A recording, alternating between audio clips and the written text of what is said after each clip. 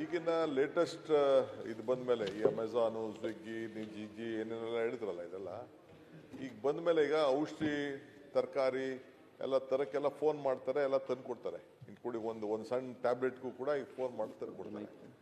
ಅವರೇನೆ ಹೋಗಿ ಲಿಕ್ಕರ್ ಶಾಪ್ಗೆ ಹೋಗಿ ತೆಗೆದುಕೊಂಡು ಬರೋದು ಕೊಡಲ್ಲ ಅನ್ನೋದು ಯಾವ ಗ್ಯಾರಂಟಿ? Is available there. ಈಗೆಲ್ಲ ನಾವು ಅಫಿಷಿಯಲ್ ಆಗಿ ಇಲ್ಲದೆ ಇರ್ಬೋದು ಅಷ್ಟೇ, ಅನ್ಅಫಿಷಿಯಲ್ ಅಲ್ಲ. ನಾನು ಹೇಳ್ತಾ ಇದ್ದೀನಿ, ನಾನು ಯಾಕೆಂದರೆ ಗೊತ್ತಿದೆಯೋ ಗೊತ್ತಿಲ್ಲದೋ ಕಣ್ಣಿಗೆ ಬಟ್ಟೆ ಹಾಕ್ಕೊಂಡು this is all going on this system. ನಾನು ಎಷ್ಟೋ ಕಡೆ ಕೇಳಿದ್ದೀನಿ ಇದನ್ನು.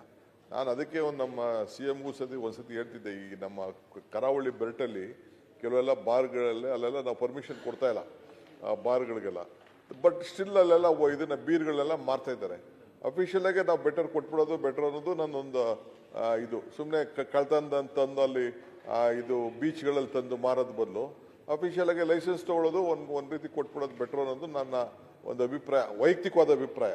ಮನೆಗಳಲ್ಲಿ 7 ಬಾಟ್ಲ ಮೇಲೆ ಇಟ್ಕೋಬೇಡ ಅಂತಾರೆ.